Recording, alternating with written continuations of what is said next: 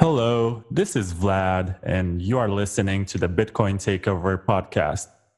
Today, my guest is Crypto Brekkie or Brekkie Van Bitcoin, who is a very good friend of mine on crypto Twitter. He's one of these characters that you see and he catches your attention with the fact that he's developing a very blockchain oriented version of Rick and Morty, which sometimes is about Bitcoin, other times it's about Verge being used to buy porn.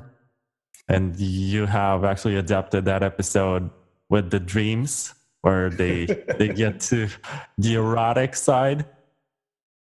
And I'm a big fan of the show. A lot of people don't know how erotic Bitcoin is. Yeah, that was about Verge, but even though I guess Verge is associated with the idea of buying porn right now, or used to be. They had that deal last year, but it doesn't matter. Nobody uses it anymore. But Satoshi actually suggested in a Bitcoin Talk thread that you can actually use Bitcoin for porn sites. Yeah, I saw that. I think it's definitely a good use case. Also, it's not really anonymous, so, what's the difference?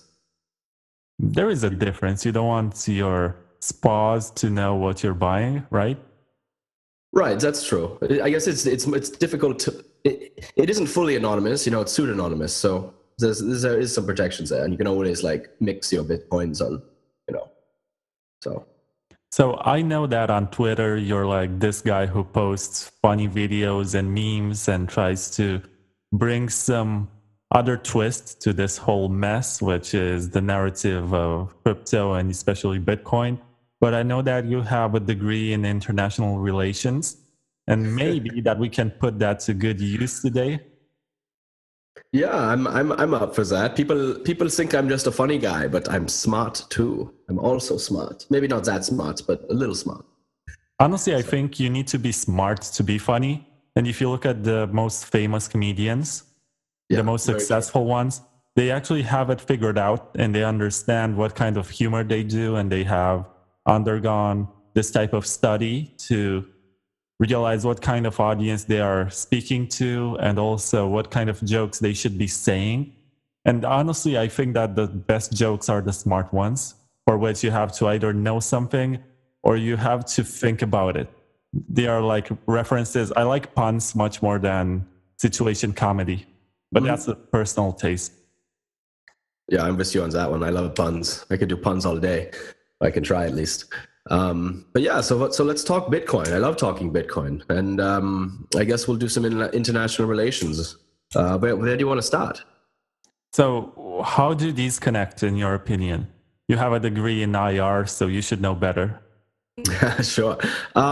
It's kind of an interesting question because on the one hand, I feel like Bitcoin is this type of amazing thing that doesn't need governments and supersedes governments. It's bigger than government, and the idea is that you don't need the government approval to have money, but we're also in this kind of weird phase now where the government, at least in the United States, is approving of Bitcoin, and in a lot of other places also. So I think for us to gain adoption of Bitcoin in the smoothest and fastest way possible, international cooperation and government approval is important. So I don't know. I don't know. How do you feel about it? It's kind of like we don't need it, but having it is a good thing, if that makes sense. Well, obviously, because if you had hostile governments which decided that it's illegal to run mining operations, and I know that you have one in your house, or they said that it's illegal to run your own node for Bitcoin, Vlad, I'm not mining. If I was mining, I would have to pay taxes on what all the coins I'm mining. So I don't know what you're talking about. Oh, that's right. Exactly. You're just, what's the name for it? You're simulating mining. Yeah, I'm running a very, very energy intensive virtual reality operation here. But actually, I wanted to say so as you were talking about that and talking about my point there, I've heard a lot of other people say that one of the best things for Bitcoin, for instance, could be if a government banned it outright. Like, if let's say the United States said no Bitcoin, it's illegal. Like, I don't think that's going to stop it, and in some ways, it might even strengthen it. But I don't know. Like, I don't think that's the best way to do it, but I think it's an interesting thing to consider, that it might actually, like, as soon as, like, if China bans something, like, it becomes important. Or, like, if the USA bans it, then it becomes important in China. So I don't know about that. So you're saying that it's a matter of international relations, and whichever state becomes more open to this new type of currency is bound to have a new advantage in the extension of the capitalist society that we're going to have with Bitcoin as a core element of our economy? Vlad, I didn't say that, but you totally read my mind. Sure. Yeah, no, I definitely agree with that. I definitely think that, I think we're actually close to it. I think within the next year, maybe 2 years, we might actually see a government say, outright says that Bitcoin is incredibly important and that we're going to buy a lot of Bitcoin and promote usage of it. So I'm really excited to see where that is. Like, who knows? It could be Malta, Russia, China. Who knows? Probably not China, but definitely when that happens, it's going to be a Bitcoin arms race, I think. Like, let's say one country says, all right, we're adopting Bitcoin in an official capacity. Like, it's going to be a domino effect, because you don't want to be the last country standing. You don't want to be the country that's buying Bitcoin at $200,000. You want to be the country that's buying Bitcoin at $3,500. So it's going to be, when we reach that point, it's going to be very, very interesting to see how the countries are reacting. And I'm sure some of them are already making plans. Like, the countries that are big on mining, for instance, like, I'd be surprised if Russia is not actually buying Bitcoin very quietly in the background, and China, maybe even China too, even as a hedge, just to hedge their bets. But we'll see.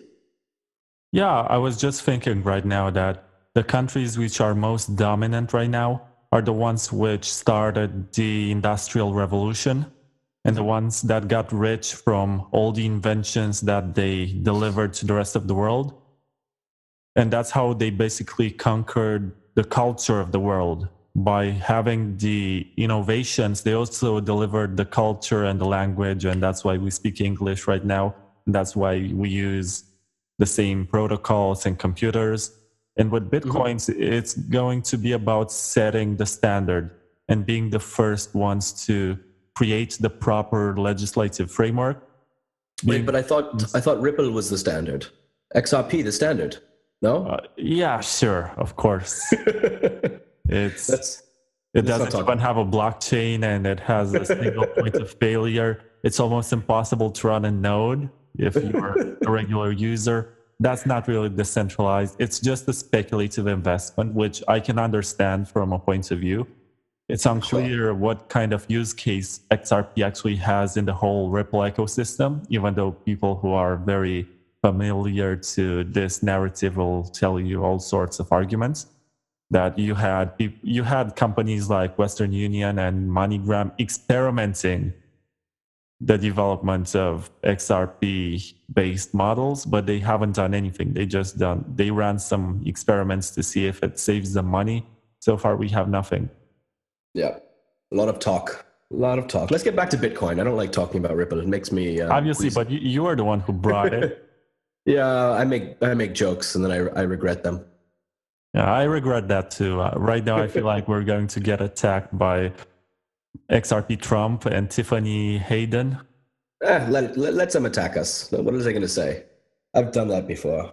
Tiffany Hayden, like, she doesn't. I kind of like retweeted something and made a funny joke, and she did respond like respectfully and not like in an attacking way. So I'll give her that. But otherwise, like, I don't understand it. And like, I think her profile says like, not an employee of Ripple, but like, are you telling me she hasn't been like gotten XRP from them? Like, that's bullshit. I don't know. Yeah, it doesn't matter anyway. This is about Bitcoin. And yeah. I guess the reason why I choose to speak about Bitcoin isn't just the idea that it's the first cryptocurrency to be invented and it's the first practical solution for the Byzantine general's problem and all that stuff. It's just the idea that when you think about projects that will still be around in 5-10 years, then I don't think maybe that Ethereum will be around in some implementation. Mm-hmm. But Bitcoin will definitely be here. And if you check out to see the developments that they're going to make, from improvements to the Lightning protocol to Schnorr and even Taproot, Mm-hmm. it's all very fascinating, and it makes you realize that actually Bitcoin is miles ahead and has all the smartest people working for it. Exactly, man. People think about like Bitcoin being slow and the developers like taking their time to implement new ideas, and people see that as a problem, and I always try to be like, no, that is not a problem. That is why Bitcoin is so strong. Bitcoin is so important that you don't want to mess anything up. And I forget who it was. Maybe it was Pierre Rochard or Saifedean or somebody, and they're basically saying that like Bitcoin is not a 1-year project. It's not even a 10-year project. Like if all goes well, like Bitcoin is a 100-year project, and we'll be lucky in our lifetimes to see Bitcoin in its almost ultimate form when they slow down development. So it's going to be an ongoing battle to get people to understand this, but definitely worth it. It was Satoshi who said in a post on Bitcoin Talk that when developing Bitcoin, even aliens have to be taken into consideration. Really? I haven't seen this part. Yeah, you have this bot, which is called Satoshi Nakamoto bot, and it tweets all the time quotes by Satoshi. And that one, I think I saw it a couple of times. I really liked that idea. How would like an intergalactic blockchain work? Yeah, and since day one, there was this discussion that if the consensus algorithm, which is also used for mining and stuff, SHA-256, if this ever fails, there should always be an alternative to switch to and do it in a seamless way. Mm-hmm. Well, I was actually talking to someone, I think it was yesterday or 2 days ago, and we were talking about like quantum computers, and my friend has a friend who works for one of the big quantum computing labs or something, and he's basically saying that like, yeah, we'll have quantum computers like for real, like actually like usable on a large scale in like probably 10 years or so. And he asked me, was like, well, how does that affect Bitcoin, blah blah blah.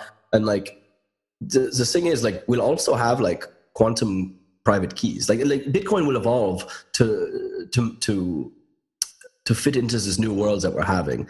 So like, yes, like quantum computing might make like, every SHA algorithm obsolete, but like, the cryptography will also become quantum, which I found to be really, really interesting.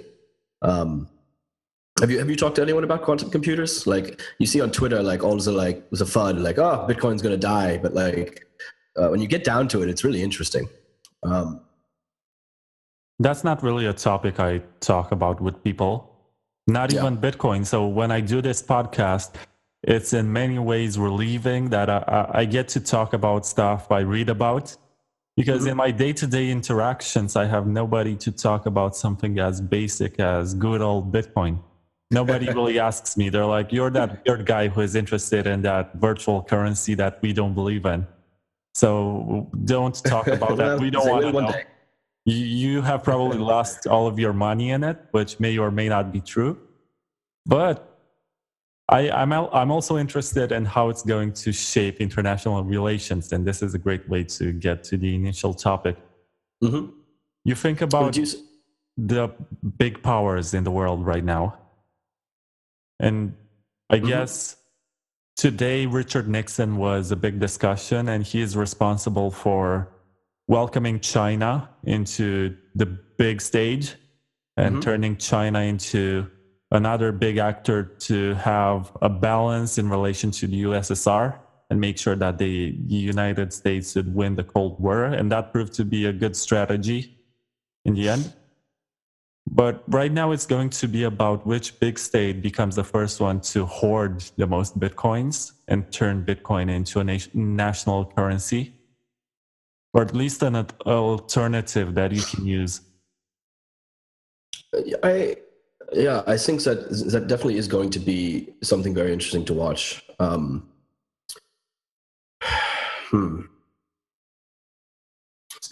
I don't know. Like, my hope and dream is that Bitcoin is like the uniting force in the world. You know, like I think Bitcoin has the ability to break down boundaries, but I don't know. Some of the boundaries are too strong. You know, the way China deals with its citizens doesn't mean they won't adopt Bitcoin, but you know, it may not unite the world in the way we think it will. I hope so, but Without privacy, if you have Bitcoin in its raw form, in which you can see every transaction on the blockchain, and you're not using any kind of Wasabi wallets to merge your coins and yeah, create this kind of obfuscation through which you're not sure which coin went where, we can actually have the type of Orwellian society where the government knows everything that you buy, and they can trace every penny that you're spending or every Satoshi.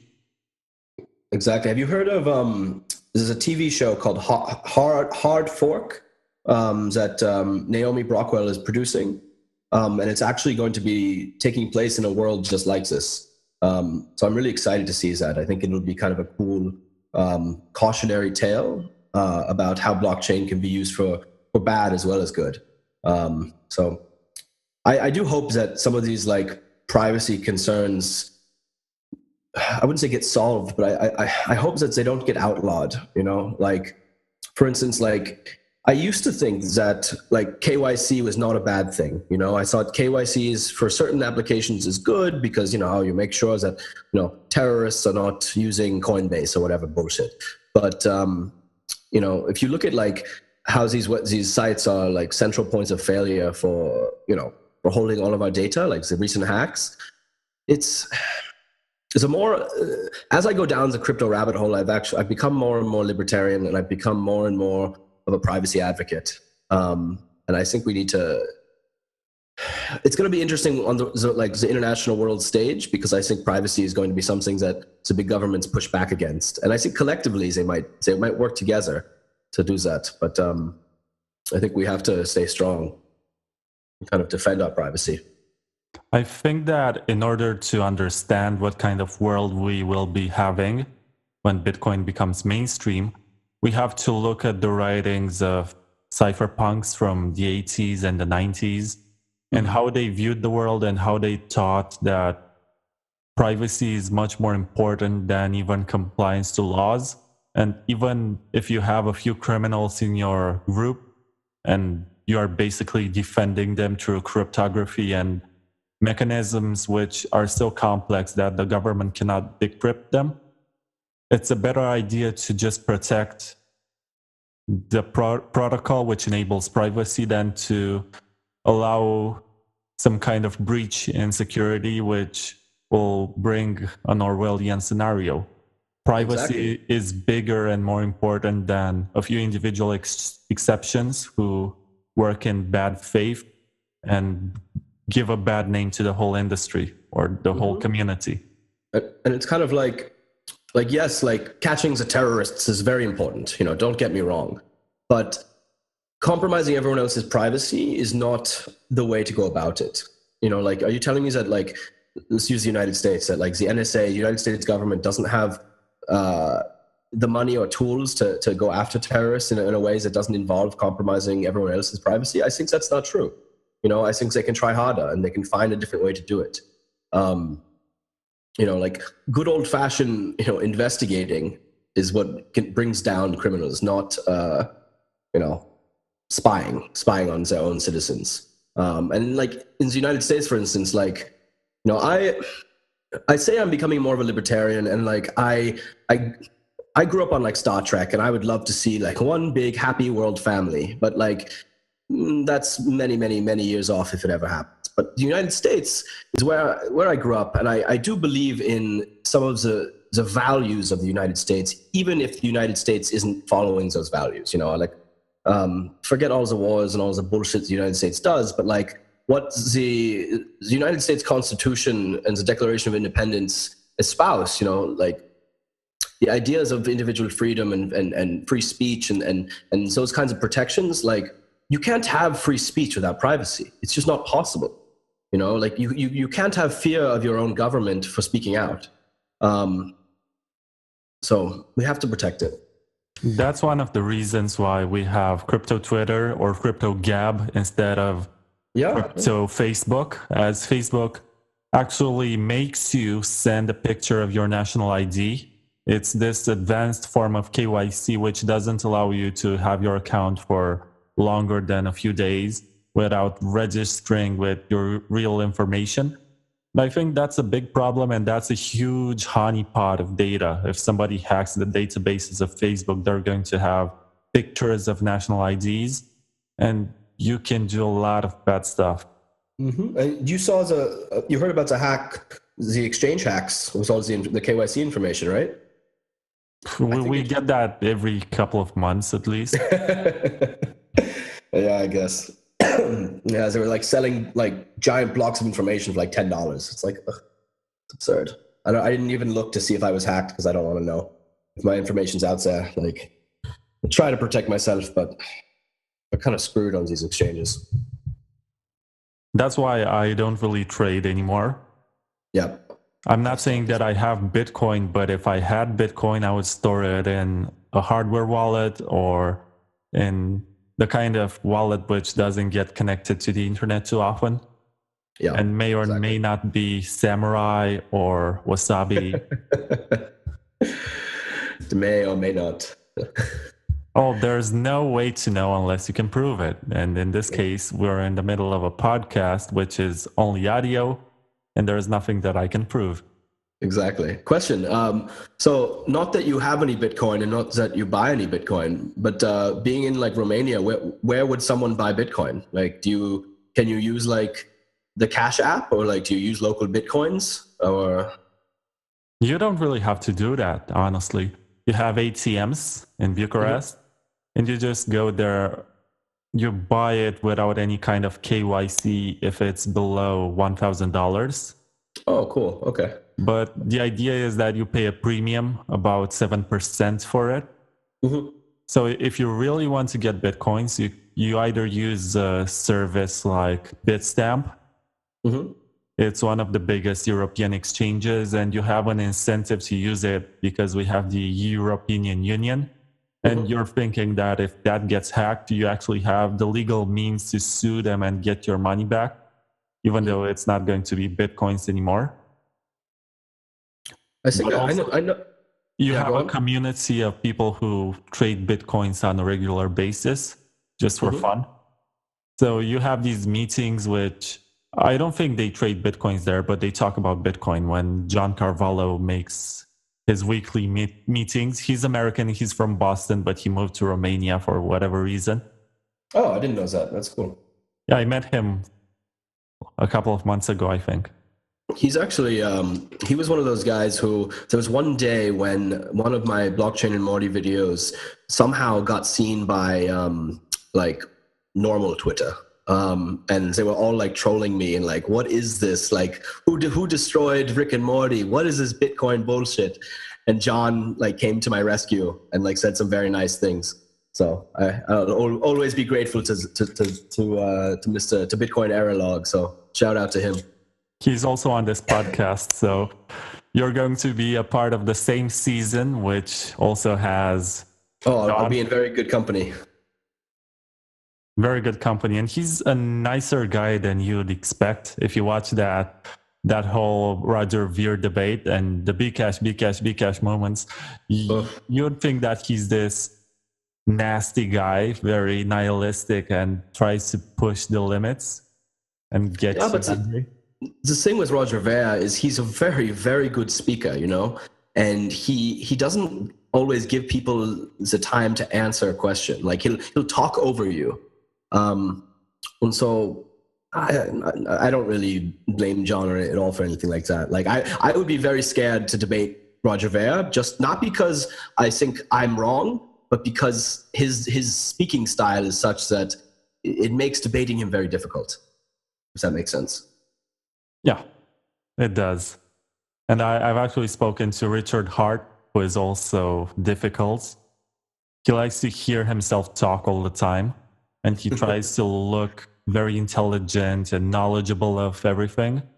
And when you ask questions, he answers them. He has this whole process in which he thinks loudly just to take up your time and look like he's zoning you, and you don't get the chance to actually debate him. Mm-hmm. But ultimately, he reveals himself as a big scammer, and he's a bad actor in the place overall. I don't think he's a net positive, even though he defended Bitcoin at some point. He's a net negative for the kind of show that he does and how he's constantly trying to push some kind of new project which promises to become big and make everybody who is watching him a millionaire. He's like a very professional scam artist, and I have no idea why we got here. Let's just talk about Bitcoin. Because there's so many scam artists in Bitcoin. People trying to push their agenda and try to, say what Bitcoin is or what Bitcoin should be, when, we just need to kind of, let the work speak for itself and, see where things go. Anyway, let's get back to the real Bitcoin stuff. I agree. The kind of stuff that you do is actually Bitcoin entertainment. And there aren't many people who bring their talents to Bitcoin. You actually do an adaptation of Rick and Morty, which is specifically for Bitcoin, or some other altcoins of which you make fun, like Verge in that specific erotic scenario. Yeah. But does this actually pay, or do people appreciate it? As if you think about entertainment and bringing it to Bitcoin, you have to rely heavily on donations and having a cult following which is willing to fund you to continue with your hobby. And does this model actually work? Can you monetize with blockchain and Morty? So you can't. I guess maybe you could, but I've chosen not to monetize blockchain and Morty directly. To me, that helps me kind of keep my objectivity and allows me to talk about whatever I want to talk about. And the purpose of it was, I made it for myself at first because I love Rick and Morty and I love Bitcoin or crypto, and I wanted to kind of bring the two together. But it was more to get people thinking and more to make people laugh. We've been in this bear market for so long that it's, people need their spirits lifted, especially if Bitcoin is going to be what we need it to be and what it's going to be, even though we don't know what that is. I think not enough people are making content that is positive, and not positive in a fake way, but positive in a way that reminds people why it's important and reminds people that, the bear market, for instance, is temporary. So that's kind of why I do it. But in terms of monetization, I don't want to monetize blockchain and Morty. I've been offered many times to, by ICOs, they would want me to make a Rick and Morty video to pump their ICO. And I was just like, I can't do that. But I've tried to monetize in other ways. So I do, I accept donations. And now I'm basically building a crypto brand around artwork and apparel. So you're right. It is tough to monetize in this space if you're not, if you don't have a lot of Bitcoin or you're not getting in on the ICOs early, because the space is so new. It's not a really developed ecosystem. And even my friends who are not into crypto, they're like, why do you put so much time into making these blockchain and Morty videos? It's like, your audience is not that big. And, I agree with that. But at the same time, people realize the effort that goes into them. And I think that's why people like them so much. Some of the videos have gotten 70,000 views on Twitter, for instance. And that doesn't happen by accident. I did put a lot of effort into them, and I think, some of the cheap content out there is fine, but it's not. The space would really benefit from a lot more effort going into content. And if you look at some of the artists out there, I don't know if you know like Vesa or Nanu Burks. Like they do like physical artwork, and I really love what they're doing. And you can tell that how passionate about crypto they are. And you know when other people see passion, they respond in a positive way. So that's why I think it's important, even if it isn't being monetized right now. I think the effort would pay off. So long answer to a short question. That's a long answer, but if you think about the Bitcoin takeover, you're going to decentralize the show business. You're going to have small artists who once again get the chance to show themselves and promote themselves to the world. And you're going to have a new wave of talented people who come out of nowhere, and they are going to be the Bitcoin entertainers that the Bitcoin community likes and chooses to fund on a regular basis. And to me, that's interesting. We have these discussions all the time that music is not the way it used to be and the passion is lost and it's all about the money. We have discussions about the film industry, which I guess you are much more familiar with, and you have worked as a producer for some films. And people say that in Hollywood, there is no passion anymore, and it's all about the indies, which bring that artistic sense. So with Bitcoin, you can actually find ways, just like people talk, I guess it's a hot topic right now, to invent a new Patreon, but with Bitcoin. Yeah, exactly. There's a whole bunch of alternatives now. Like I think I'm on Bitbacker, if you know that one. But I don't. It depends, you know. Like I think what's really cool is short form content with passion, because like as you said, I was a film producer, and you know I was working for like a year on this movie, and you know it was a great film and blah blah blah, but like not that many people saw it. And to me, when I had my first viral video, that's when I had like an aha moment, when I was like, whoa, this is powerful. Because, you know, let's say a blockchain and Morty video takes me, I don't know, 2-3 days for a short one, you know, and for 2-3 days I'm working nonstop, and I'm very passionate about what I'm doing. And then within a few days, like many more people have seen this video than the movie that I took an entire year to work on. So I do think entertainment is changing in some ways. I don't know. I haven't really thought that much about like how entertainment and crypto, like what the landscape is going to look like. You know, I think we talked about this earlier. I'm hopefully going to be hosting a crypto TV show in the coming year. That's going to be sort of like a traditional TV show, like a Jimmy Kimmel late night show. And I think there's room in the space for both kinds of content. You know, like blockchain and Morty videos, let's say, for the people who are already in the space and really understand crypto. But for people who are more traditional, who, you know, are scared by crypto, like they're going to continue to want Hollywood style stuff. And they may not be around forever, but, you know, I think if we can combine both worlds, like take the sort of passion of like the artist and pair it with the commercial ideas of Hollywood, because Hollywood knows what they're doing and they're not bad at it. You know, they're actually quite good at it in some ways, and that's not a bad thing. But you do need to temper the commercial leanings with the art. And I think the people who figure out how to merge the two, they're the ones who succeed the best. Which is why, like, you're talking about indie films, like why do the big studios hire like these tiny indie directors who've only made a $2 million movie to do their next Avengers? And the reason is because they want what these artists have. They want that passion. So it's going to be very interesting to see the crypto entertainment landscape develop alongside the actual crypto landscape. Yeah, it makes a lot of sense. And you empower content creators to a different degree. It's like the early days of YouTube right now. Mm-hmm. You had all these people who are talented but had no way to show off and present their talents.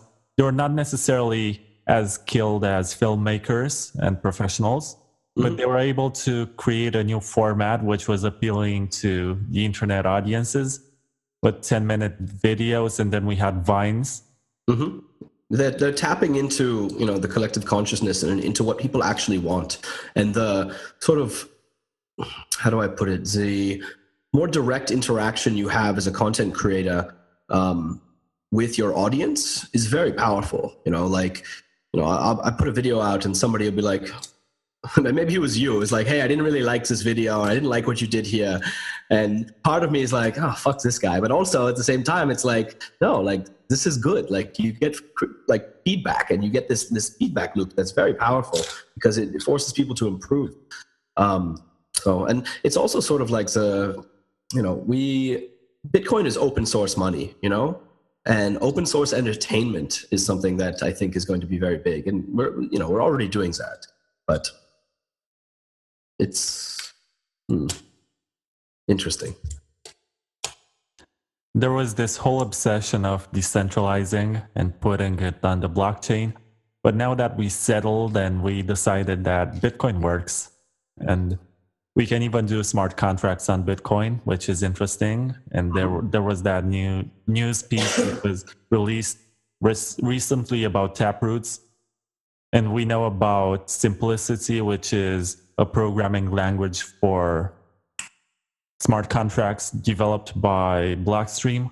So there's a lot going on with Bitcoin, and I guess we can settle for this. And the sooner we realize that it's the currency of the future, and we try to run our own nodes and then discover Lightning and see how we can do microtransactions instantly, the better we're going to be facing the future. At the end of the day, we're not very sure if there will be a US dollar coin of any type. Oh, let's hope not. Let's hope not. But we already have people in the Ethereum community saying that national governments can just build cryptocurrencies on top of their blockchain, which is insane. That's entrusting a lot to a few people who run their nodes in Ethereum. Yeah. Well, what are you talking about? It's so easy to run your own Ethereum node. Sorry, I can't say that with a straight face. I think at some point in 2018, there was a research by Emin Gun Sirer, or whatever his name is pronounced like. Mm-hmm. He is a developer and a computer scientist who is into academia. I guess he teaches at Cornell. And he wrote a research paper to demonstrate that Ethereum is much more decentralized than Bitcoin, as at the time of his writing, there were more active nodes running for Ethereum than for Bitcoin. That's interesting. I didn't know that. But at the same time, you have people like Jameson Lopp, yeah, who tried to run and synchronize their full nodes for Ethereum, and they were not able, even with very high-end systems. Yeah, if Jameson Lopp can't do it, then something's wrong. It should, and that's the thing. Like, I'm running 2 Bitcoin nodes right now, and one of them has Lightning on top. And I'm not tech savvy. Like, I'm learning, but like, I'm not a techie person. Like, I can't code. And it was relatively easy, you know, and I think if we want this decentralized future, like, it has to remain easy. Otherwise, you know, you're going to shut people out. So I'm very excited by like the Casa HODL node, for instance, like things that are making running nodes much easier for people. So, did you actually use the guide by Pierre Rochard to run your own node? No, so I use the guide by Staticus on GitHub, like the Raspberry Bolt. So I used a Raspberry Pi and an external hard drive for my first node. But then, so what I did was I ran Bitcoin Core on my on a gaming PC and downloaded the blockchain there, so that it would be a lot faster to transfer it over to the Raspberry Pi. And then I realized, oh wait, now I have 2 Bitcoin nodes running. So on the PC, I did use Pierre Rochard's node launcher, which honestly, you don't even need a guide. It's you download it, and as long as you're running Bitcoin Core, it's like the easiest thing in the entire world. So I would recommend anybody who wants to I don't know, if you want to learn how to like use Linux and that kind of thing, like, you know, build your node with a Raspberry Pi. It's a fun little cheap experiment, you know. But if you just want to get a node running and you have an extra computer with 300, 400 gigabytes of hard drive lying around, like, run Bitcoin Core and use Pierre's node launcher. It's beyond easy. The reason why I asked you about Pierre is that I'm going to have him in the second season of the podcast. We have already scheduled the interview, but it's going to take 2 months. So I guess he has it planned so much ahead. Yeah. He's one of my favorites in the space. When I found him and his podcast, I was like, oh, this is great. Because his podcast is like, it's a little too technical for me. Like I sometimes have to listen to it twice to understand what's happening. But what'll end up happening is like a week later, I'll be having a conversation with someone about, I don't know, lightning. And I'll just hear myself like actually kind of knowing what I'm talking about a little bit. And that's why I tell people it's important to reach beyond your technical abilities, because you learn a lot more than you think you do, even just by trying to pay attention. So shout out to Pierre. He's one of the good ones. I used to follow Antonopoulos, Andreas. He had these videos which he was posting on both YouTube and Patreon. It was basically a Q&A that he was doing on a weekly basis, and every week he would answer questions by his patrons. Yeah. It was interesting to follow, but I'm not sure if he is the most charismatic person to listen when he just sits on a chair and talks to a camera. He's very good with his public presentations, and it's interesting to watch in that form, but when he just talks to a camera, it gets boring fast. For sure. I mean, I love Andreas, but he is like the epitome of like a crypto nerd. And so like for some people like me, like that's awesome. Like I geek out listening to him, but yeah, he's a great spokesman for some people, but I don't know that he's going to be like the mainstream spokesperson. Also, honestly, like anytime somebody's new to crypto, I'm like, go get the Internet of Money and watch his talks. And it's like the first thing I tell them to do. It's like, he will get you to understand why Bitcoin is important, even if you don't understand what it is. Yeah, I guess the Internet of Money is a bit overly positive. Yeah. And this Internet of Money idea is a little bit overhyped.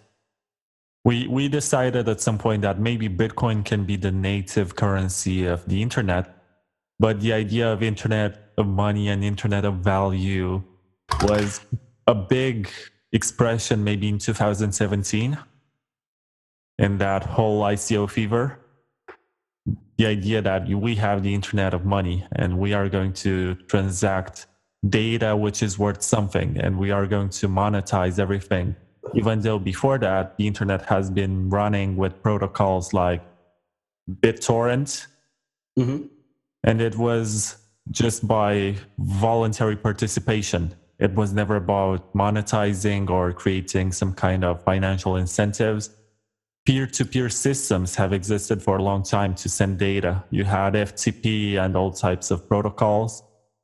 No, I understand that. And I know, like, I feel like I read somewhere that, like, when they were developing, like, the internet protocols, like, they wanted to embed a form of, of value transfer, and they just didn't get to it. It never happened.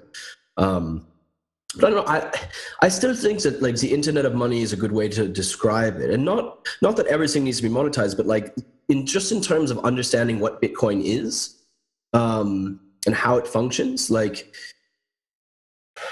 I don't know. For some reason, I really vibe on that sort of definition. So, like, I don't see it in exactly as the way you do, I think. No,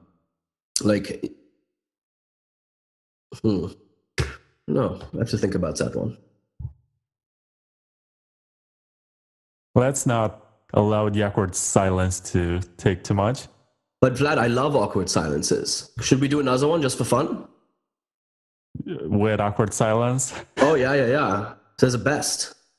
So we just do the introduction, and then it's a contest of whoever speaks first loses the game.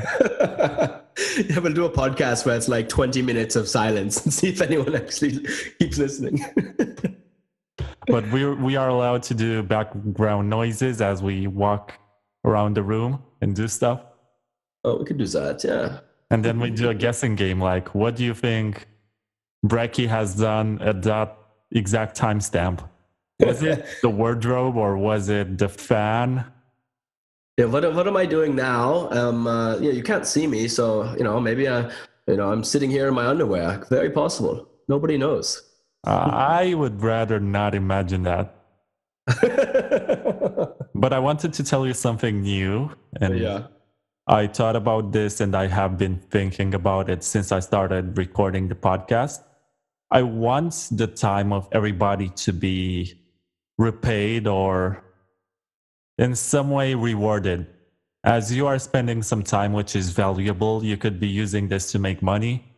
And I will do an individual QR code on the page of the podcast. And each guest gets a donation. And the donation gets split between me as a project runner and you as a guest.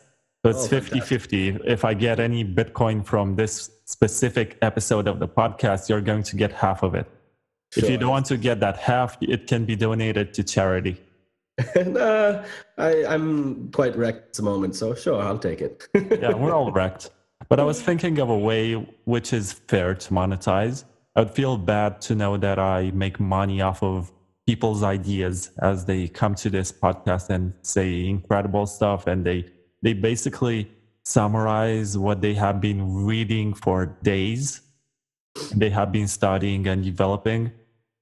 And when you come and you share your thoughts and information, I think there's value in that. And I think people should get paid for it.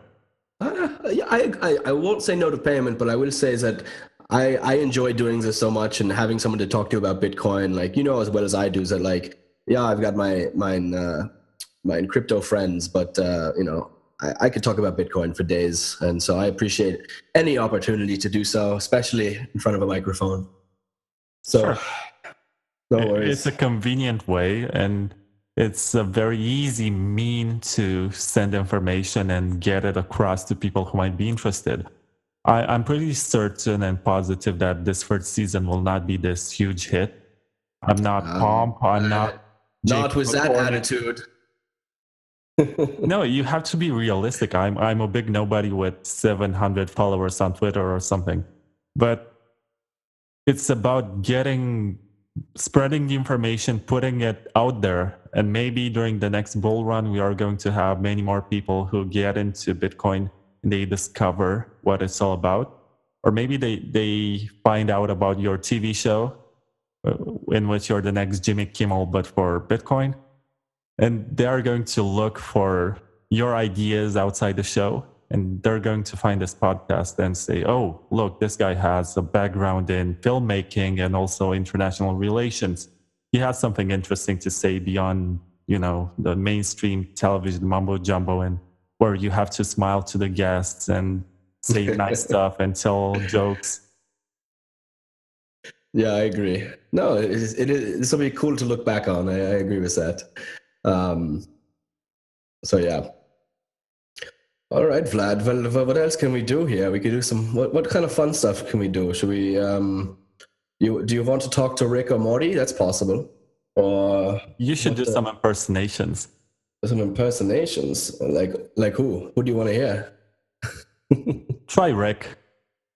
Rick. I wonder how Rick feels about crypto. He obviously likes it, But all right, give me a second. Hold on, Rick. What should Rick say? Morty. We're here on this podcast, Morty. Oh, geez, Rick. I hate going on podcasts. Morty, this is a good one though. This is with Vlad. He's in Romania. I invented Romania, Morty. What do you mean you invented Morty? I'm Satoshi Nakamoto. All right. I can't do that. I don't know. I'm so much better when I have a script in front of me than doing the improv. But that's very good. I actually, when I heard the first episode, I thought you were very good at editing and correcting pitches, and maybe you got the tone right, but you get the voices pretty accurately, as if you are, what's the name of the guy? Dan Harmon is the one who writes them. Yeah. And Justin Roiland is the other guy. Justin Roiland, yeah. So I'm not really a big fan if I don't know the name of Justin Roiland at any point. That's all right. As long as you're a blockchain and Morty fan, it's good enough for me. But do you really think that Rick and Morty can do something about blockchain at some point? That's a good idea. Or about Bitcoin. I mean, I would love if they did. I think they they don't really do current events. You know, everything is kind of an oblique reference to something else. But they did do an episode, about currency. I have like an episode that's kind of like a Bitcoin maximalist episode, and in it, Rick takes down the one centralized galactic currency. So I have to think that of course, they know about Bitcoin, and I would like to think that they are supporters of Bitcoin. I don't know. You know, if they come out with a Bitcoin episode, I'm screwed. They're going to put me out of business. Yeah, they are a copyrighted show, and it makes a lot of sense. But at the same time, I guess, is there any chance that you get people who have never heard of Rick and Morty to watch the original show? I think so. Like, there's a couple of people who reached out who've like, said, "Oh, I love blockchain and Morty. Thank you so much," and said like, "Yeah, like they hadn't seen Rick and Morty, and then they went and found that." So I'd like to think that it's a net positive for the Rick and Morty universe. Yeah, sure. I was just thinking that maybe that we didn't talk enough about international relations, and we should get back to the initial topic. I know you dislike it. Nobody really likes to speculate about what the major powers of the world will do when they discover the virtues of Bitcoin and the fact that they cannot stop it. But this idea is something which I discussed with the other guests, and it's about this state of massive adoption, which some people call hyper-Bitcoinization, even though the terms are not very synonymous. Mm-hmm. But when you think about it, do you believe that the states which will adopt Bitcoin will be the ones that are oppressive and the citizens actually need it in their lives to conduct a fair kind of business and engage in trades? Or do you think that the West, which is democratized and more liberal and has more liberties, will be the ones to adopt it first just because they have a higher income by capita? It's an interesting question. I think we're already seeing the Western more not advanced, but Western more wealthy nations adopt it, at least their citizens are. And I think like their citizens have more freedom to do so. But I think that's kind of the crazy part about Bitcoin, is that because it's open source, because of like just its very nature, it can be used in different ways. We were talking about this. Like, I think China is going to adopt it, maybe not as a currency, but like I think they've reached a point where they see the value in it. And especially if you look at like some of like the horrible, oppressive actions they're taking. Like I saw that app that they have now that shows you who's in debt as you walk around town.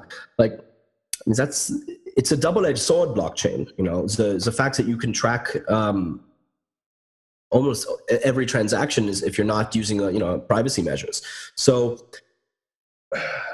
I think like there's going to be a domino effect. There's going to be one or two countries that come out the gate, realize that Bitcoin is that whoever adopts Bitcoin first is going to have a significant advantage over the other countries. But at the same time,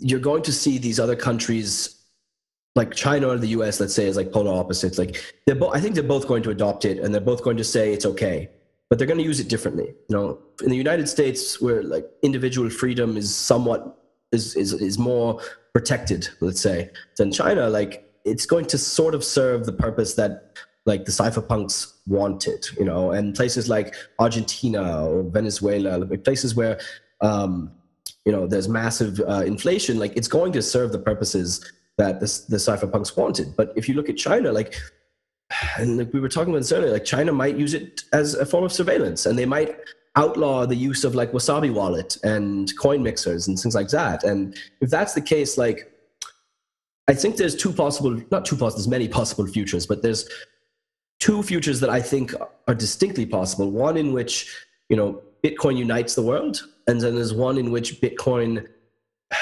gets mass adoption, but not exactly how people think it will.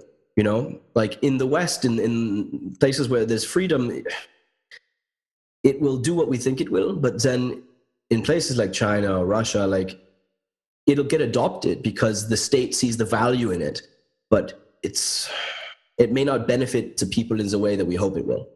But does that make sense? It does to some extent, but I don't think China is going to be the one that opens this wave of national adoption. When I think of Bitcoin, it's a very American invention. The first recipient of a transaction was Hal Finney. Sure. It was conceived as an ideology on the blockchain, not the blockchain, the cypherpunk mailing list. And they have been discussing about something like this for quite some time. You had people like Wei Dai, even though his name doesn't quite sound American, he is American, and he went to the George Washington University, and he created B-Money, which is a precursor of Bitcoin. And then you have Nick Szabo, who is also American. So it's hard for me to think of Bitcoin in other terms other than being an American invention. Also, the ideas of freedom and privacy and autonomy are essential for the American democracy and have been in public discourse for over 200 years, ever since you had where independence war against Great Britain, and you have won your independence and have become a federation under this new republic. You had this idea of freedom, and I think Thomas Jefferson was the founding father who was most interested in the idea of using gold as a currency as opposed to the British pound or inventing a new form of paper money. And I think also gold has been used until the early 20th century or maybe mid-20th century in the United States. So it was the baby boomers who could still use gold in day-to-day activities for trade. But we got to this point where they tried to make the United States dollar the reserve currency of the world. And that's where the American system has screwed the world, when they sold dollars for gold and they told nation states that they can store their gold in the American safes so that they can have dollars and exchange at any time. And then they removed this whole pegging to gold, and that's when we got fiat, and that's why Bitcoin exists. So in a way, it's a return to a state of affairs that we used to know. Yeah, it's a return to sound money. Well, if we ever had real sound money, but yeah. I don't know. I'm hopeful with you also. The conspiracy theorist in me thinks that, I don't know, it might not play out the way we want, but I don't know. All these like scenarios are popping into my head. What do you think about the conspiracy theories about Bitcoin, that it might be made by the CIA? I don't know. To me, it sounds like I don't think it's possible. I think there's enough proof that like the people from the early days, like Hal Finney and Szabo and Andreessen, like it's hard. Like, who knows? Could Satoshi have been from them? Maybe, but it doesn't seem like something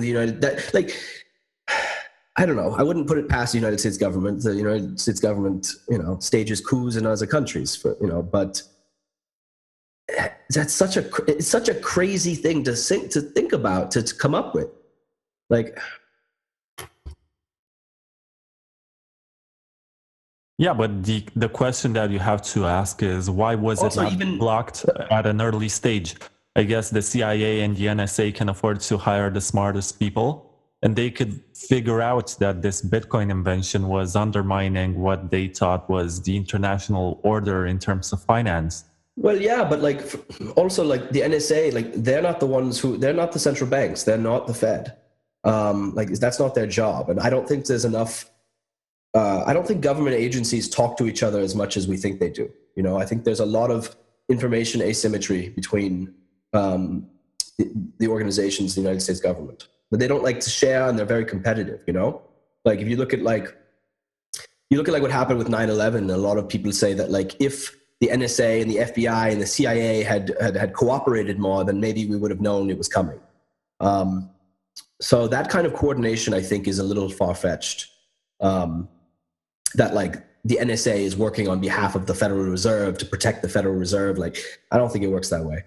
But who knows? And also, like, the thing is, you look at Bitcoin, like, there are a lot of very, very smart people who have analyzed Bitcoin and looked at Bitcoin and think that Bitcoin, just by virtue of how it works, it is essentially unstoppable. You know, like, why would the NSA have created something that they couldn't later rein in and wouldn't like control?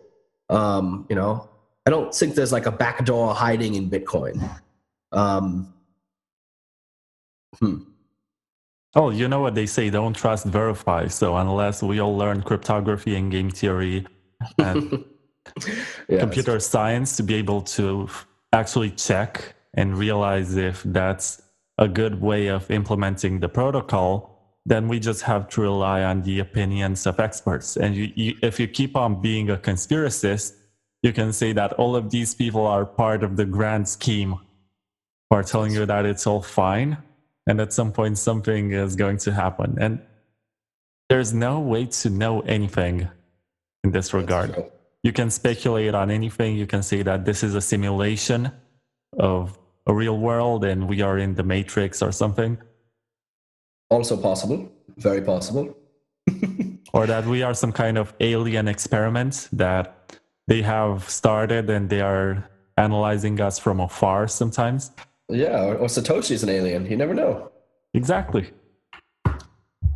But if he's an alien, I think he was a friendly, good-hearted alien. So. And very well spoken, unlike that guy who pretends to be Satoshi and cannot even use a comma properly despite having a few PhDs.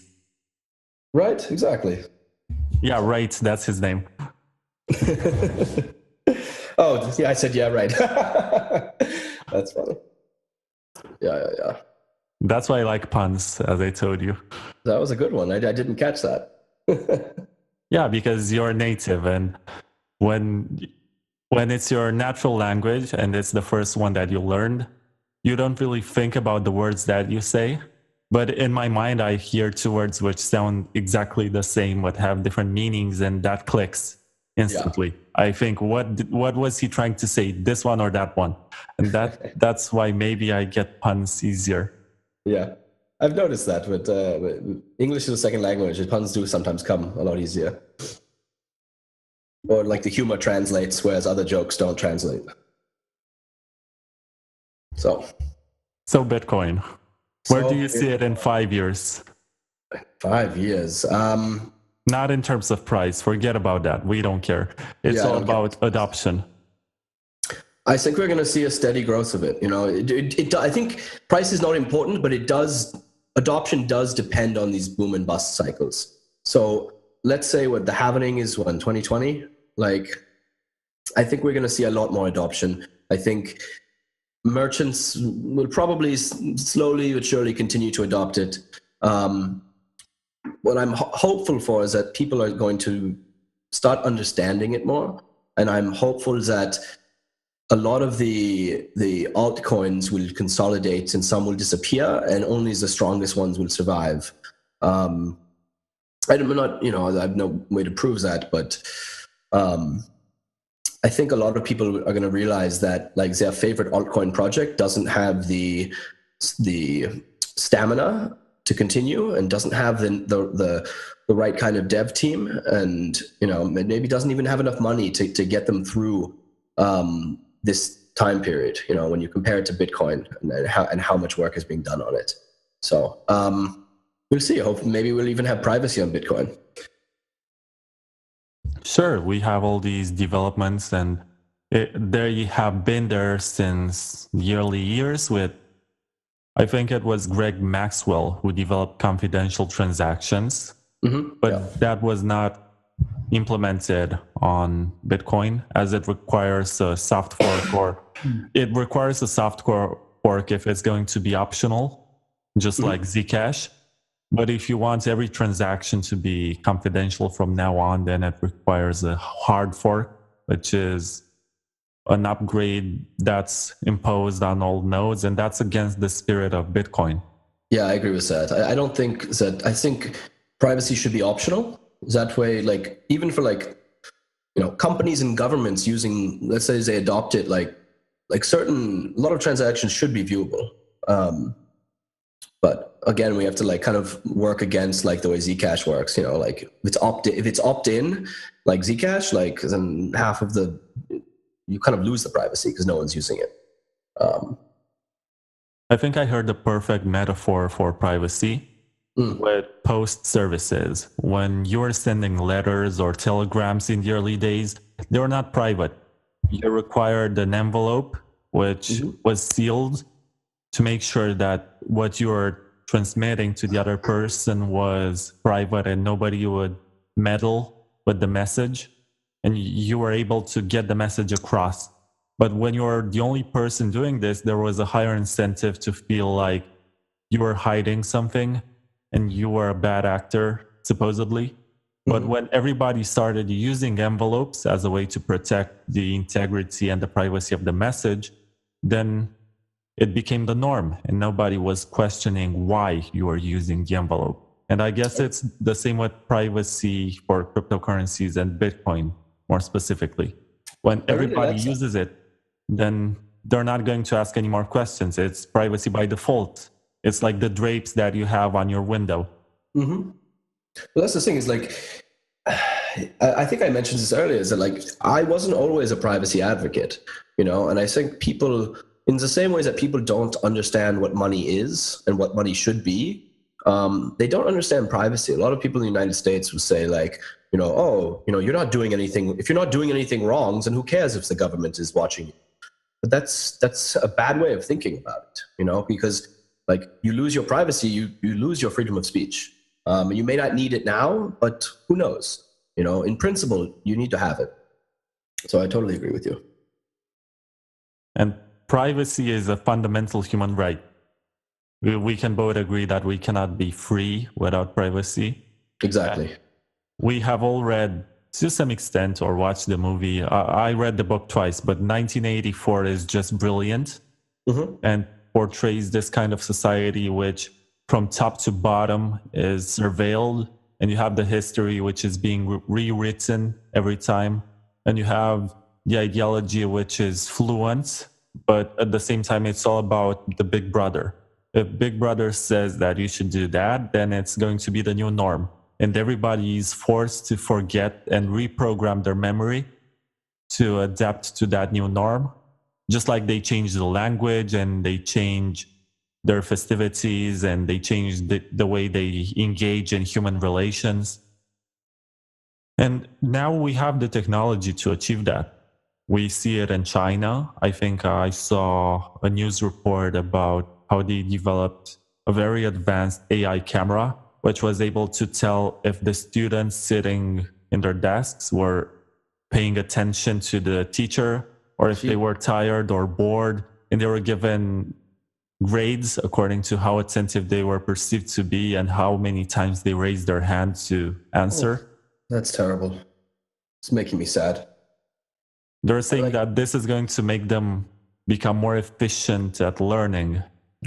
Yeah, and it turns them into robots at the same time, maybe. I don't know.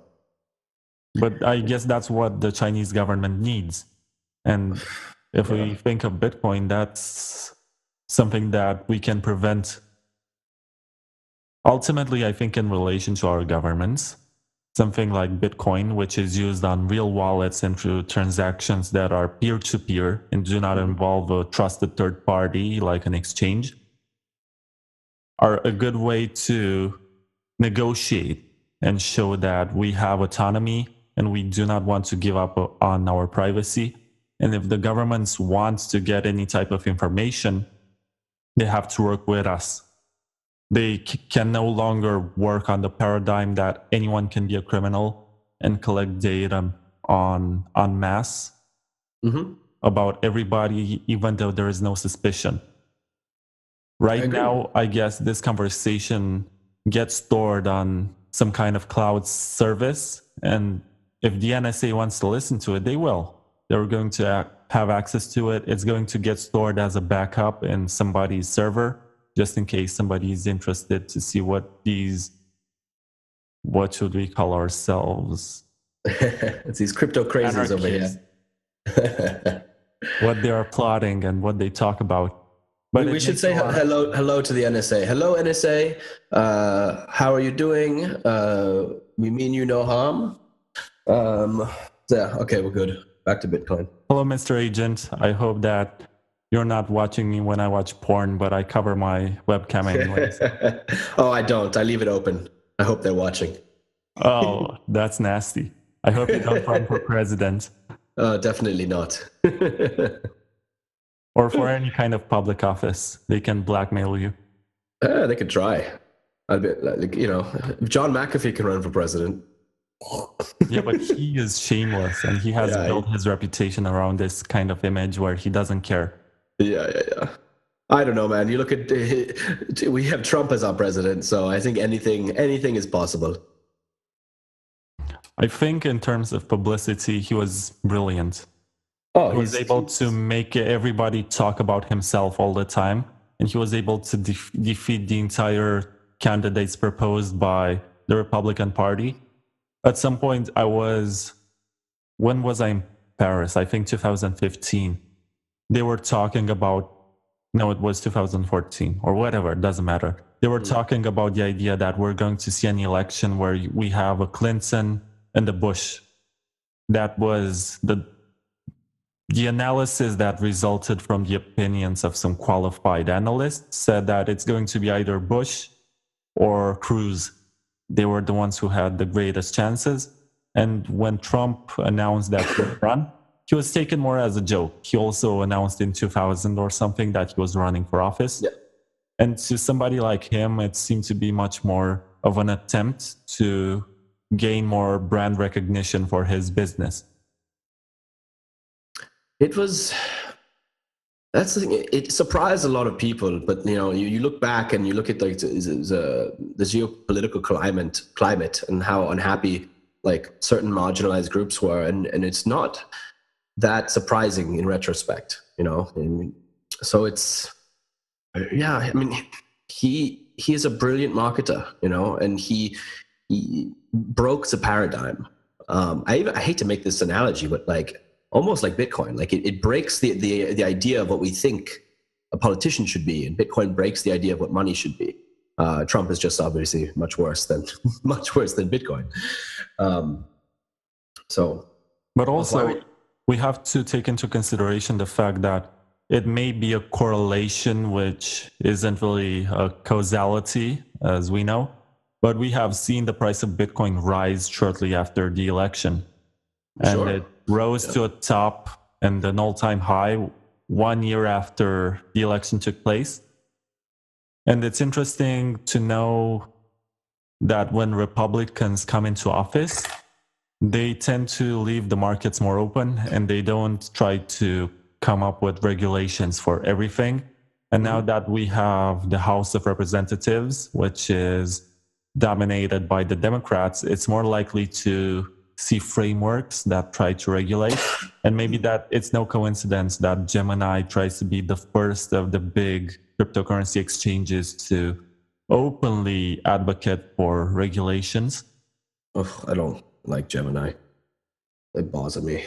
I used to be a fan. Now it's just like, I don't think they stand for, they're not Bitcoiners anymore. Maybe.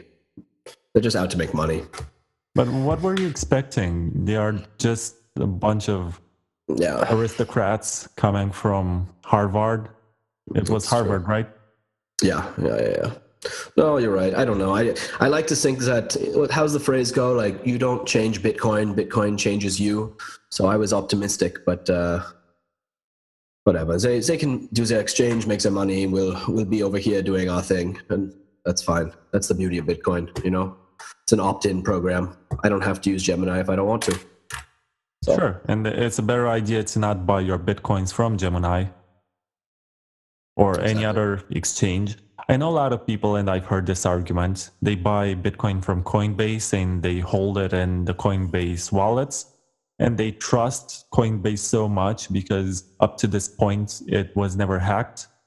They believe that it has the most robust security out there. It's tough. On the one hand, if I'm talking to someone who's new to crypto and is not ready for a hardware wallet or a paper wallet or cold storage, I will say that Coinbase is relatively safe. But on the flip side, I also think their fees are absurd. Like screw them. Like honestly, like they're screwing their customers. They're making so much money. They don't need to charge those fees. So I actually use the Cash App by Square. I think it's excellent for new people. Also, I do transfer the Bitcoin out almost as soon as I get it. So I don't know. And the other thing about Coinbase is like Brian Armstrong can do whatever he wants, but like he is not a Bitcoiner. Like, but what Coinbase is turning into is basically a shitcoin casino. And I don't think the space needs that. I think I heard that on another podcast somewhere, and I was just like, you know what, that's true. Yeah, you are allowed to use that. I don't like the word shitcoin, but in this case, I'll use it. Coinbase is a casino for shitcoiners, and they used to be good for the space. Like Coinbase is where I got my first Bitcoins, but now I don't recommend it. Also, sometimes I recommend people to buy Litecoin or Dogecoin or something else to play with before getting into Bitcoin. So if they mess up, they don't ruin the supply of Bitcoin. They learn how a wallet works, how they transact, and all that kind of stuff.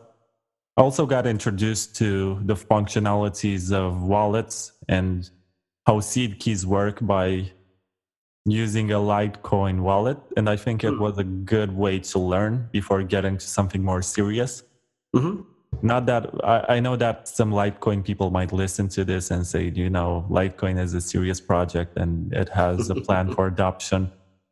But it's hard to actually see a value proposition as soon as Lightning takes off and it works seamlessly on Bitcoin. I agree. Like when people say like, "Oh, Bitcoin is gold and Litecoin is silver," and I'm just like, "Well, have you looked at the price of silver lately? Like, it doesn't work that way." So much love to the Litecoin community if you're listening. But yeah, I'm with you. I think it'll be around for a while, but I don't know that it will. I agree. I don't see the value proposition. I'd be very interested to hear the arguments. I'm not saying down with Litecoin. I'm just saying I need to know more for me to actually believe in it. Oh, I know the arguments. So technically speaking, it uses the script mining algorithm, which is different from Bitcoin. And it's the leading coin on this specific mining algorithm. And if SHA-256 ever breaks, they can have a quick transition for Bitcoin. So they provide the infrastructure in a matter of minutes if that's ever the case. And they are friendly to Bitcoin. Okay. Because of Charlie Lee, who is a Bitcoiner. Yeah. And it's also about the fact that you have quicker validations on-chain and lower fees. So if you are not yet familiarized with Lightning and it takes quite some time to get adopted by merchants, it's a bit like Bitcoin Cash in this sense that you have on-chain transactions which get settled instantly. And also from a technical point of view, it has been a test net for Bitcoin. When they tried to implement SegWit, there was a lot of FUD going on and saying that it's going to break Bitcoin if they put it on the main chain. And Charlie Lee took a few hours to negotiate with the miners and told them to run SegWit. And it took a few months for Bitcoin to actually get SegWit and adopt it. But he was able to prove that it's safe. And that really mattered. And I think they're going to do it also with confidential transactions right now. I mean, yeah, that's an interesting way to look at it. Yeah, again, so it's not the supreme. It's not meant to take over Bitcoin, but it's interesting just because it's friendly. Yeah. That's the thing. Ultimately, I think you and I both think that Bitcoin is going to be the dominant cryptocurrency, but I don't necessarily see a single coin future. Not at least not for a very long time, if ever. You know. No, and I've heard this from Mr. McIntyre, who came to the podcast. He used to work for Ethereum Classic as a marketer. And he told me that in every business, you need an alternative. And he believes in the vision of Ethereum Classic because it's unchanged and it advocates for immutability and non-intervention and permissionlessness. That's a long word. But he told me that in every business, there are 3 or 4 alternatives, and you should not always rely on one, which is supreme. You should always have a small alternative to go to just in case something goes wrong or you prefer the other one. I guess you need McDonald's and Burger King. Yeah, and they push each other, so that's a good Not thing. necessarily competition, but another place to get the job done. Yeah, you know, you get sick of Big Macs sometimes. You need a you need a different kind of burger. A Whopper. But yeah. Now I'm hungry. I'm getting hungry. It's almost lunchtime. Well, it's past lunchtime. Jeez. But you're the Brekkie. You have breakfast. Yeah, I gotta go have some brekkie. That's true. I'm not allowed to eat anything else. Cereals. That's all. Nine. I'm on that keto diet. So very high fat, lots of vegetables, but high fat diet. It's the Bitcoin carnivore diet. Oh yeah, I actually noticed that it's a big trend with Bitcoiners to attend these conferences and meetings where they enjoy barbecues and all types of steaks. Oh yeah, I think I have a fire pit. We might grill some steaks later, but I do really want. One of my dreams in crypto is I want to have Saifedean over for a barbecue one day. Also Jimmy Song. Yes, that would be great. But I'm a vegetarian, so I would not be able to attend. But we'll roast some delicious vegetables on the other side of the fire for you. Sounds good to me. Also, I spoke to Jimmy Song and he told me that he has been vegetarian for about 20 years or something. Oh, really? Yeah, when he was in university and later on. I think he looks younger than he is. Could be, yeah. It's also vegetables. Also, have you seen all those videos by PETA that they're putting out? You know, PETA is an organization that wants everyone to be vegan. So they've been making all these PETA. I understand, yeah. Peter. Oh, no. Yeah, no, these videos, they're some of them are so weird that they make me not want to eat vegetables. That's how bad they are.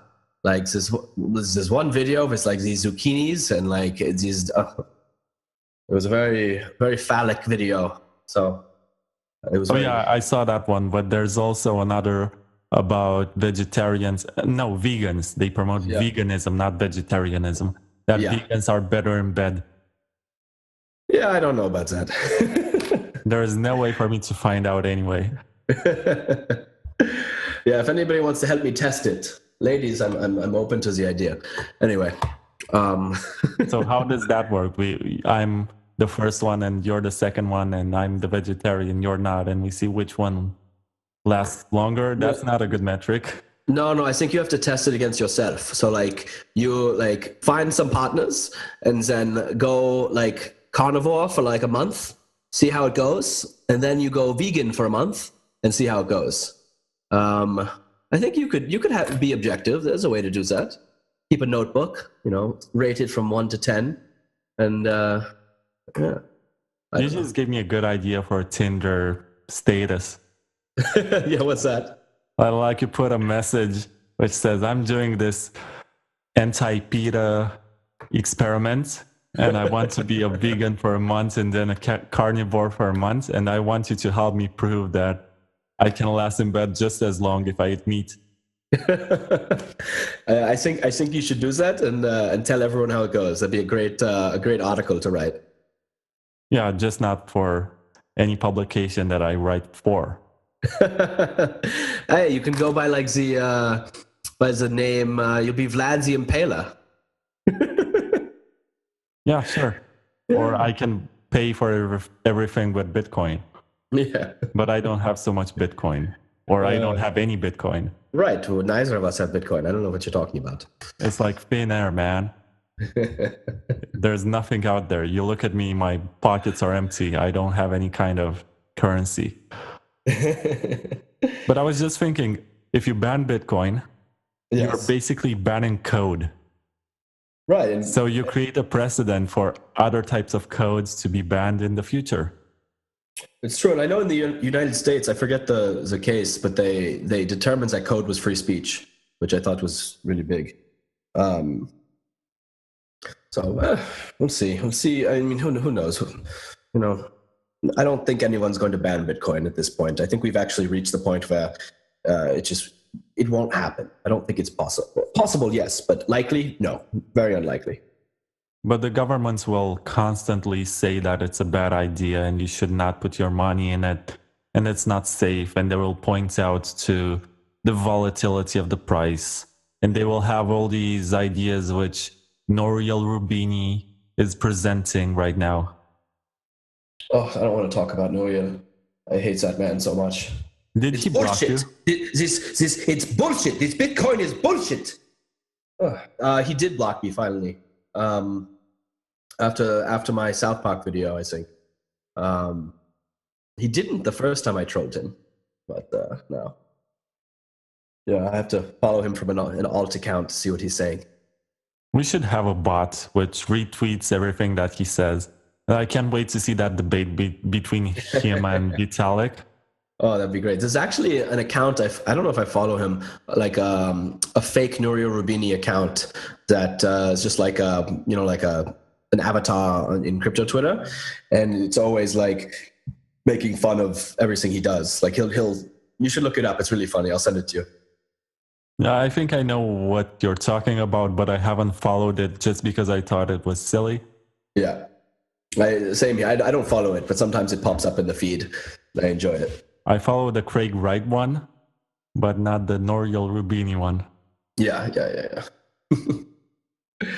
Says a lot about the kind of entertainment that I consume. Don't judge yourself on the entertainment.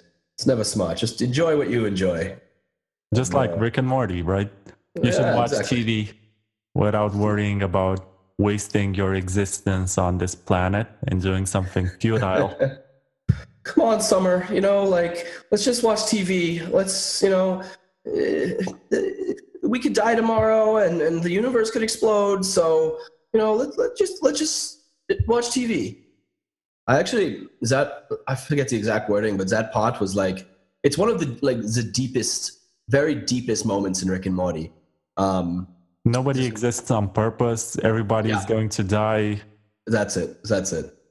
And when I heard that, it's just like it's funny. You look at Rick and Morty and you think it's like a very depressing show, and in some ways it can be, but it's very, very optimistic. The philosophy of Rick and Morty is very deep, and I'll send this to you also. There's a video that's like goes into the philosophy of Rick and Morty, and you watch it, and like your passion for the world and at least for me, my optimism is renewed every time I see this video and like think about this. So. Oh, I get that from BoJack Horseman, but never mind. No, I know exactly what you mean, though. It's like you see something so negative, and like if you read between the lines, you see that the message is positive, even if what you're watching is negative. It seems counterintuitive, but no, I think Rick is the perfect anarchist who may be a Bitcoiner if he was a real person. He would be. He's Satoshi. He made Bitcoin and then he walked away. He's the smartest person in the galaxy. I don't have time to explain it to you. I actually read a quote by... No, it wasn't a quote, but a tweet by... Who was it? Saifuddin? Peter Will? It doesn't matter. He said that... That's the worst quote. No, it was James Dunlop who said that. That's the worst quote by Satoshi, and we should stop using it because it proves that we are being ignorant as a community and cannot support our advocacy with proper arguments. And it's better to just direct people to articles and informative stuff about Bitcoin instead of just saying, oh, if you don't believe in it, I'm not going to waste my time. It's used out of context, I agree. I do like it though. It's kind of like that one like snarky moment when Satoshi's just like a little fed up. And when I think everyone gets that way sometimes. So I think we have been running for a long time and you're hungry. And I don't want to cut this short. I actually enjoy talking to you. It's a nice exchange. We have a nice flow. I think so. We definitely need to do this again. Definitely soon. Season 2, here we come. Oh, yeah. But we are going to need new topics to make sure that we don't just ramble and say the same stuff. Well, I think we'll find something new to talk about. I'm sure there will be at least 1 or 2 new developments in the Bitcoin world in the next few months. Yeah, and this is the Bitcoin takeover. So we are going to get closer to the takeover. And one last question, which I have for you before we close this. How about you tell me what it's like to live in Los Angeles and use Bitcoin? Can you actually buy stuff with Bitcoin? Can you rent a house or can you pay your bill at a restaurant? Short answer, no.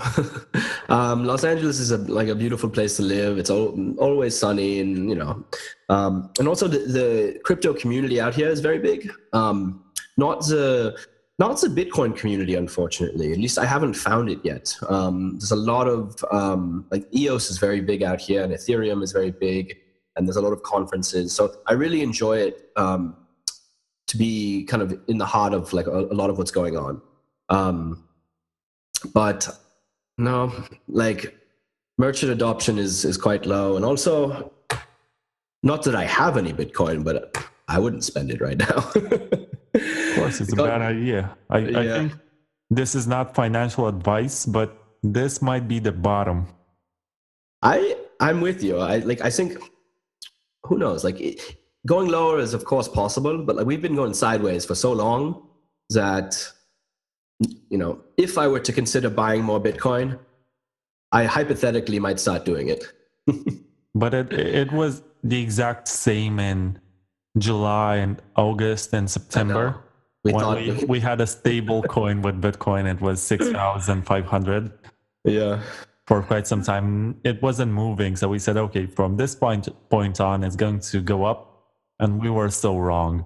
Yeah. And, I'll tell you, though, I used to think about it in a different way. And the way I'm constantly dollar cost averaging in. If the price dips, I'll buy like $50 worth of Bitcoin. And I've stopped looking at the price unless it's, to see if it's gone lower.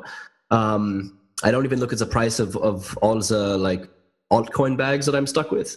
Like, I just don't care anymore. Like, I believe in Bitcoin so thoroughly, and I believe in the futures that we're going to have, that, to me, it's just about accumulating as much as I possibly can. So, I know that long term, the prices, I truly believe it's going to go parabolic. It's going to be beyond what most people imagine, So to me, if I buy a little bit today and it goes down tomorrow by $100, like, I don't care. Like, even if I bought some today and it dropped $1,000 tomorrow, long term, I'm still happy. Long term, I still believe in what I'm doing. So, we'll see what happens, but long term bullish, definitely. I also don't like talking too much about price. I feel like people who do it all the time are the lowest common denominator of having any sort of educated discussion in the space. And I know that there are people like Tone Vase who discuss nothing but the price and do technical analysis and try to bring some sense into it by using the knowledge that he acquired while working on Wall Street. But I'm still agnostic in terms to how effective technical analysis is. So you can just predict that it can go that low until it finds a support zone and stuff like that. But there are so many people who are just scammers, and they build a huge following just by getting lucky at predicting. Exactly. Or those people who will predict things all the time, and then when they're right, they'll delete all the old predictions that were wrong and just keep the ones that were right. You're like, dude, what are you doing? Like, that's bullshit. So yeah, I don't know. If we ever get regulations, these people are going to get into trouble. Well, is that if you can track down the cartoon avatar? That's true. That's easy. You just message Twitter and they're going to give you the IP address. Yeah. And I'm sure they don't run VPNs all the time. No, not enough. They're definitely not using Tor behind the avatars. So, anyway, really nice talking to you. This was an entertaining podcast which covered all sorts of topics from international relations to entertainment in relation to this new Bitcoin economy, and all the way to random topics which popped in our heads. So I hope this was enjoyable to listen to. And well, I don't know about that, but it was an absolute pleasure to be on the podcast. So I think it'll be interesting to at least a couple of people. At least a couple. So our mothers. Yeah, definitely. I'll make sure she listens. Mine doesn't know English very well, but I can make her listen, and she'll do it because that's how much she loves me. My mother loves me, but she still hasn't bought Bitcoin. So, Ma, if you're listening, maybe it's time you buy a little Bitcoin, huh? How about she buys you any Bitcoin because you don't have any? That's true. I don't have any. So my birthday is coming up. I won't say when because I don't want to dox myself, but buy me Bitcoin. Everyone buy me Bitcoin for my birthday. Sounds like a good idea. Yeah, mein Freund. All right. Well, it's been a pleasure. Same. But talk to you soon, sir. Goodbye.